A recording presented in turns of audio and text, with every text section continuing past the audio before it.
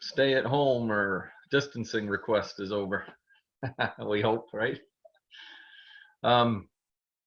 So I was looking for my slide, Angela. Could we just take a look at that? For some reason, I have it in my sent mail, but it hasn't popped up in my inbox. All right, so one of the things I wanted to mention is that we do have a couple probate court procedural orders posted on the MSBA website, and we're looking for more. If there are other probate court procedural orders that we can post or reference or put a link to, please let us know. The only two I think we have up there are for Cumberland County and Androscoggin County. Angela, did you also want to make an announcement before we continue on with today? Yes, thank you. Just wanted to remind everybody, right now we have you on mute. It is set up that you can unmute if you need to speak.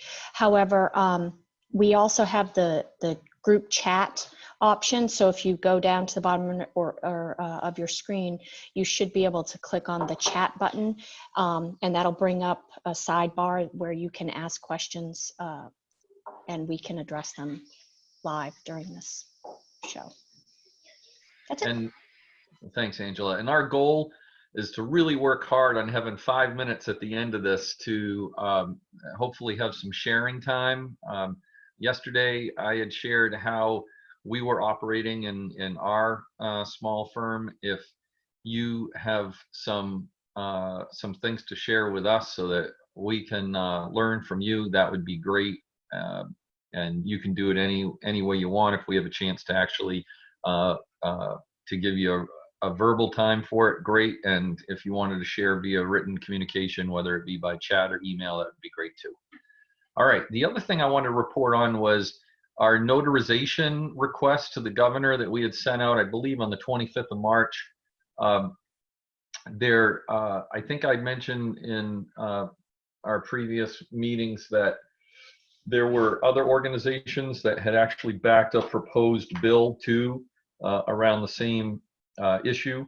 The Maine Real Estate and Development Association, the Probate Trust Law Advisory Commission, and the Maine Bank Association were all supporters of a bill allowing for notarization over video.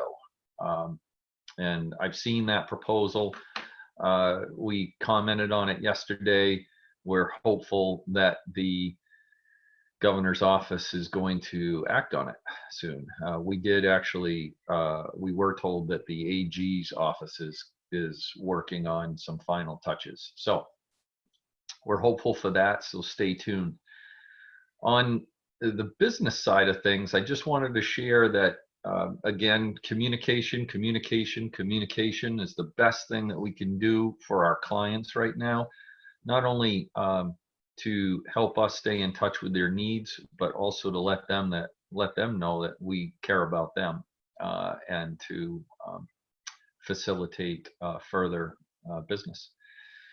I have the SBA listed as a topic for this for today, as well as previous days. I wanted to just focus on one thing.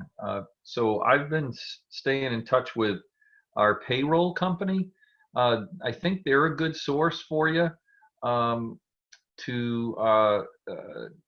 be on top of some of the changes that they're for the CARES Act and so forth, just as far as resources go. One of the things that was mentioned right at the beginning of the week was that if you go to the SBA website to search on getting a loan, you want to make sure that you focus on the loans that you get because of COVID-19. Don't just go to the disaster relief loan because that won't carry the same benefits of the CARES Act. The other thing I want to let you know is I'm all signed up through, I believe it's through our Casemaker program that MSBA has, but every morning I get something called a Lexology brief. It comes in usually around 6 a.m. And in today's, it comes via under a Maine State Bar Association in-house briefing, it's called.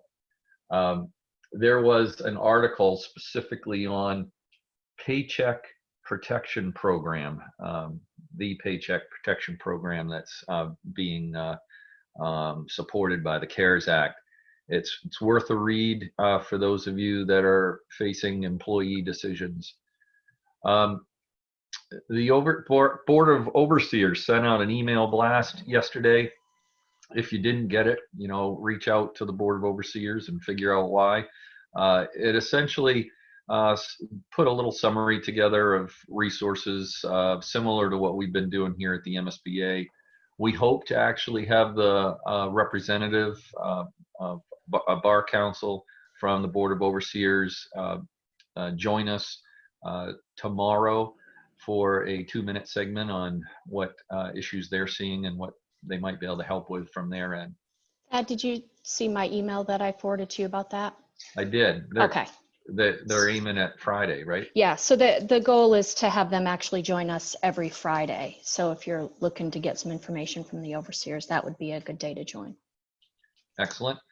And then on the personal side, I had mentioned before that, and you could see that it was even referenced in the Board of Overseers email blast, that sleep, exercise, diet, hydration, keeping up your relationships with people, and addressing your work tempo. And I think a lot of us, it's taken a lot of adjustment to realize that things just move a little bit slower and are a little bit more frustrating by working from home.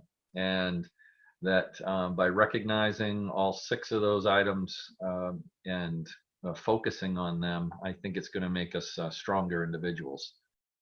So in my journal entry last night, I journaled that I was, and this is going along with the gratitude article that I had addressed before that Bill Nugent had put together. I'm thankful for Angela Armstrong and her staff there at the MSBA. They're working on all 8 cylinders. I'm really proud of them being able to be a support for us. And I hope you utilize, what the MSBA has to offer during this time. And then regarding diet, I wanted to let you know that just anecdotally, yesterday morning, and I think the key might be morning at 8 o'clock, my wife went shopping at Hannaford, and she was able to get a 4-pack of toilet paper. So that was a great moment for our family, as well as a bunch of fresh vegetables and fruits. So we're trying to stay on top of eating what we can fresh and rinsing it and washing it real good first. All right, so we are at 11:24, and that's leaving us some time to share. Phew. We did have a share on the group chat if anybody's interested in checking that out. Thank you, Claudia, for sharing that with us. I quickly want to share that we have sent several of your questions to the courts. We haven't received responses on some of them. I'm going to follow up again today because I think they need us to consolidate them a little bit, particularly the one about appeals and the extension of the deadlines with respect to appeals. So please know that we are still working that issue. And that's how appeals interact with like Rule 59 motions too, because together I think they might pose at least a temporary conflict. So we're working that. Also, I think that Angela, you wanted to share, we've got an important CLE this afternoon, right? We do. We have the coping with coronavirus, dealing with stress and staying sane CLE webinar this afternoon. You received a reminder email Couple days yesterday. ago, I think, right? Yeah, I believe there was one that went out maybe today as well. But you just click on the registration link in there. It's a Zoom webinar just like this. It starts at 2 p.m. Hopefully to help with your mental health, and it is worth one live ethics credit. So Bonus. and it's free. So take advantage of that. And I see that Marty Womer joined us and asked about the notarization topic. And Marty, just to let you know, we were in touch with the governor's office. They reached out to us asking about our input to that and some other input that they had received. And so we expect that we will hear that there'll probably be an executive or emergency order from the governor's office, probably by, hopefully by the end of this week, but definitely by early next week. Yeah, and we realize that really hit a crest of importance since today is our first full day of the extra emergency order provisions that went into effect by governor's order, including just a reminder from yesterday.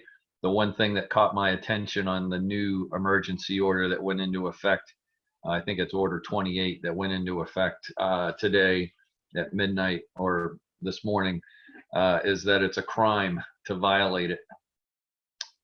Class E misdemeanor, punishable by up to 6 months in jail and $1,000 fine. Was there anything else that someone has to share? We got a couple more minutes.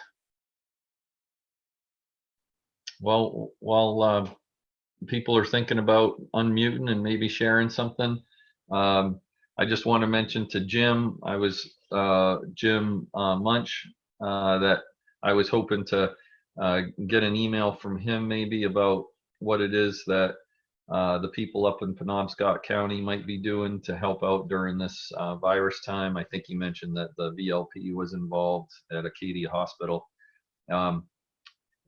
We're just curious to hear about how something like that, these programs might be coping with COVID-19. And what else did I have here?